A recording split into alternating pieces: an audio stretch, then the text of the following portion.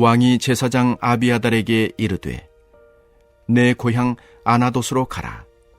너는 마땅히 죽을 자이로되 내가 내 아버지 다윗 앞에서 주 여호와의 궤를 메었고 또 내 아버지가 모든 환난을 받을 때에 너도 환난을 받았은즉 내가 오늘 너를 죽이지 아니하노라 하고 아비아달을 쫓아내어 여호와의 제사장 직분을 파면하니 여호와께서 실로에서 엘리의 집에 대하여 하신 말씀을 응하게 함이더라.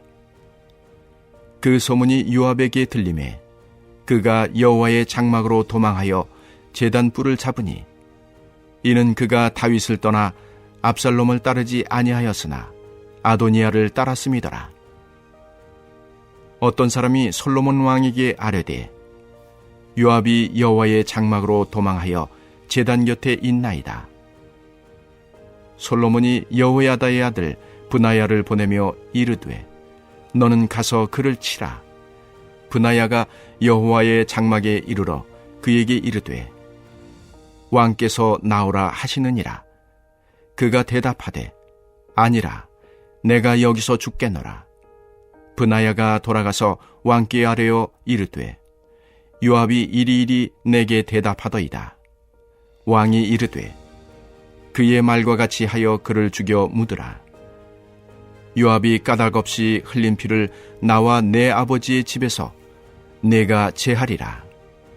여호와께서 요압의 피를 그의 머리로 돌려보내실 것은 그가 자기보다 의롭고 선한 두 사람을 쳤음이니 곧 이스라엘 군사령관 넬의 아들 아브넬과 유다 군사령관 예델의 아들 아마사를 칼로 죽였음이라. 이 일을 내 아버지 다윗은 알지 못하셨나니 그들의 피는 영영이 요압의 머리와 그의 자손의 머리로 돌아갈지라도 다윗과 그의 자손과 그의 집과 그의 왕위에는 여호와께로 말미암는 평강이 영원히 있으리라. 여호야다의 아들 브나야가 곧 올라가서 그를 쳐 죽이매 그가 광야에 있는 자기의 집에 매장되니라.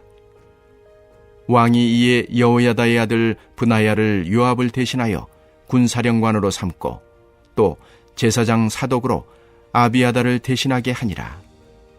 사랑하는 전주 안디옥교회 성도 여러분, 한 주간 부활 생명의 그 주님을 진하게 묵상하셨나요? 오늘 드려지는 주일 예배와 이번 한 주간의 삶에서도 새 생명을 부여받은 성도로 사는 기쁨을 충만하게 누리시기를 소망합니다. 오늘 말씀을 보니 아비아달 제사장이 제사장 직분을 박탈당하고 군대의 총사령관이었던 요압 장군이 처형을 당하는 내용이 기록되어 있습니다. 우리는 이들의 모습을 보면서 하나님과 우리의 관계를 돌아보며 기도하는 시간이 될 수 있다는 것입니다.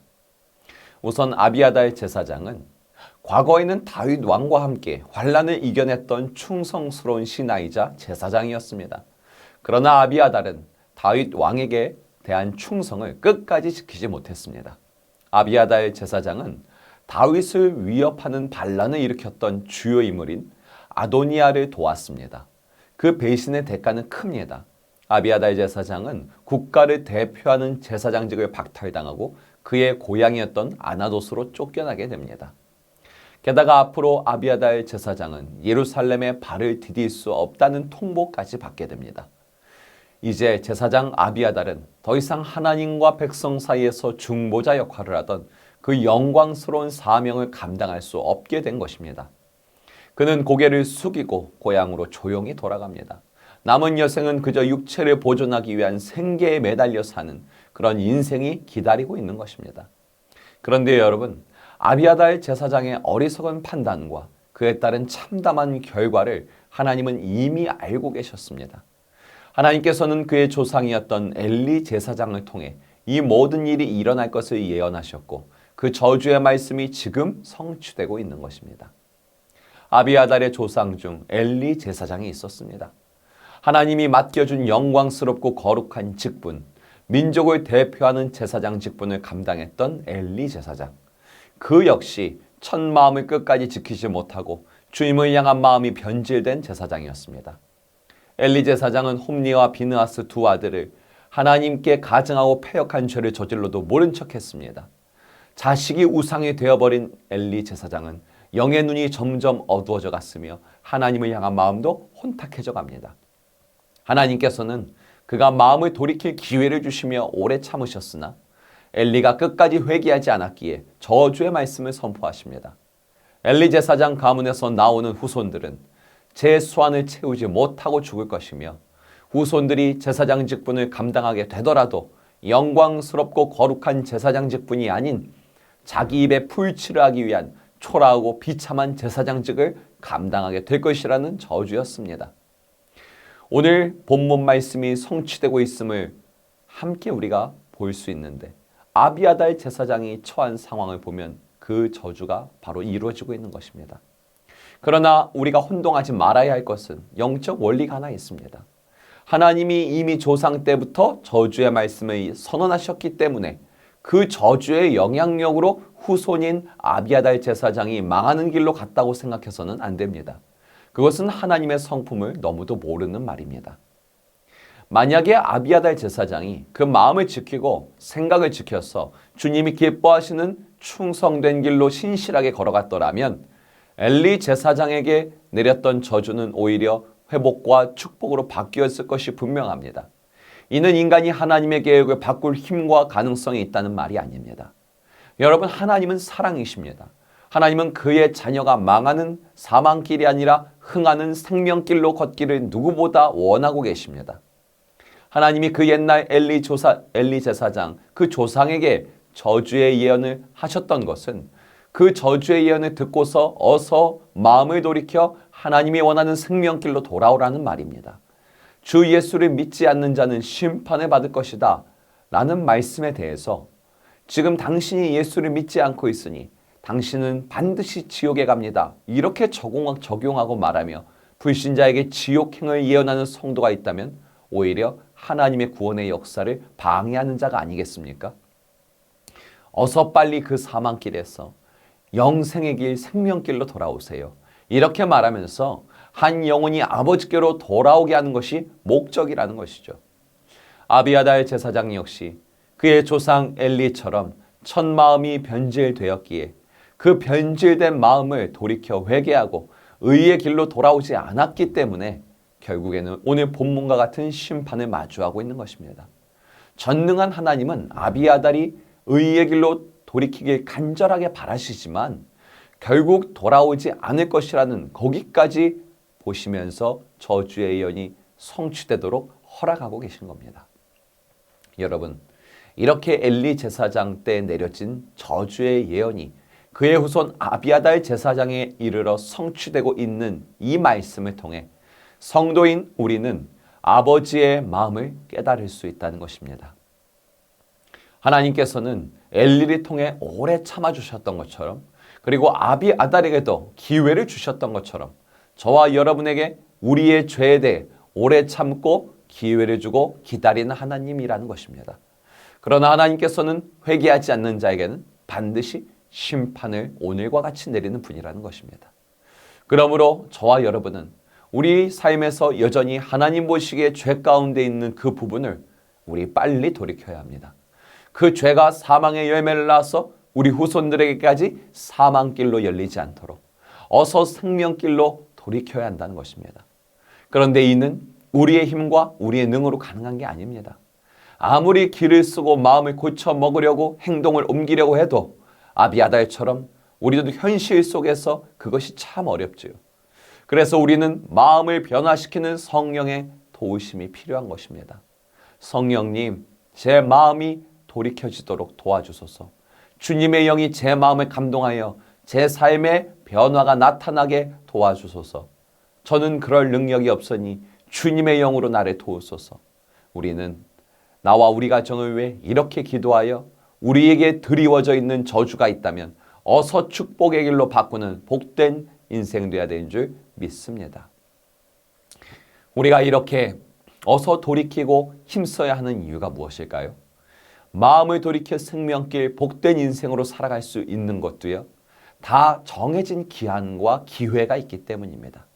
그 기한과 기회의 시간이 얼마나 주어져 있는지는 하나님만 아십니다. 우리는 그 기한과 기회를 얼마나 허락되어 있는지 모르기 때문에 어서 돌이키는 것이 중요한 것입니다. 그 때를 놓치면 나중에는 아무리 발버둥 치면서 문을 두드려도 그 문은 열리지 않고 우리는 슬피 울며 이를 갈게 되는 것입니다. 오늘 말씀 속에서 때를 놓쳤기 때문에 아무리 발버둥 쳐도 더 이상 죄를 사함받지 못하고 죽음으로 심판받는 요압 장군을 보십시오.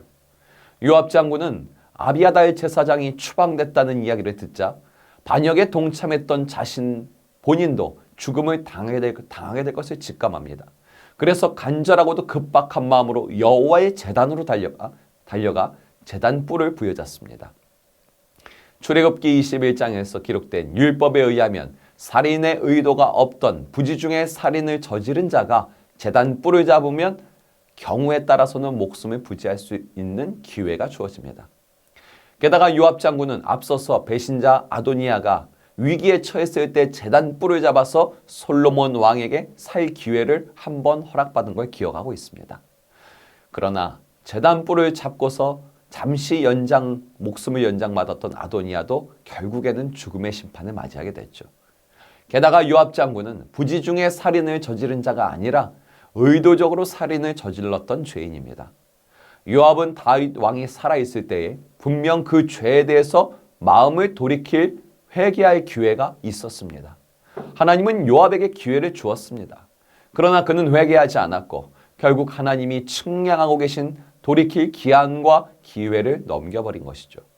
결국 솔로몬이 왕으로 즉위한 시점에 하나님은 요압에게 심판을 내리고 계십니다. 이제 와서 요압이 아무리 제단 뿔을 부여잡아봤자 이제 와서 하나님이 주신 율법에 의지해봤자 소용없는 것입니다. 그렇게 뒤늦게 돌이켜 제단 뿔을 부여잡은 요압은 죽음의 심판을 당하며 오늘 본문은 마치게 됩니다.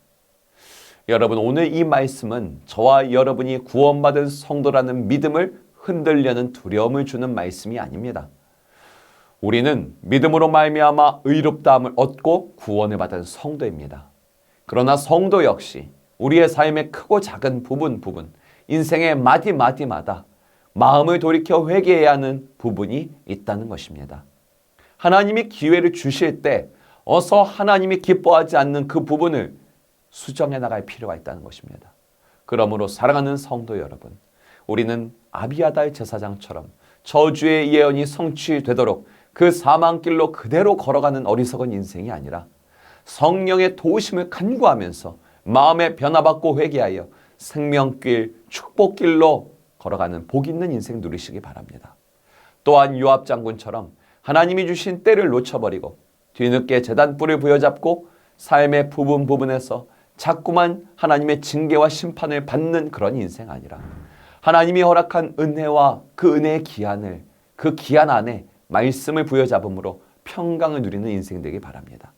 이 복된 주일에 이 말씀의 은혜가 주일 예배 가운데 임하기를 소망하며 예배드립시다. 그리고 한 주간의 삶에서 이 말씀이 이루어지게 해달라고 간구하는 사모하는 마음으로 살아내시기 바랍니다.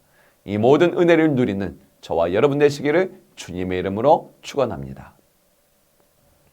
이 시간 함께 기도하기 원합니다. 주님, 나와 우리 가정이 삶에서 죄 가운데 놓인 부분을 깨닫게 하소서. 주님이 허락한 기회와 기한 안에 마음을 돌이켜 회개하여 생명길, 복된 길로 걷는 지혜로운 성도 되게 하소서. 거룩하고 복된 주일에 선포되는 말씀, 찬양, 기도, 그리고 보이지 않는 곳에서 예배를 섬기는 손길까지 주님의 기름을 가득 부으소서. 그래서 주님이 기뻐 받으시는 예배, 우리의 심령이 충만으로 기뻐하는 예배 되도록 주여 역사하소서. 함께 주의 이름 부르며 기도합시다.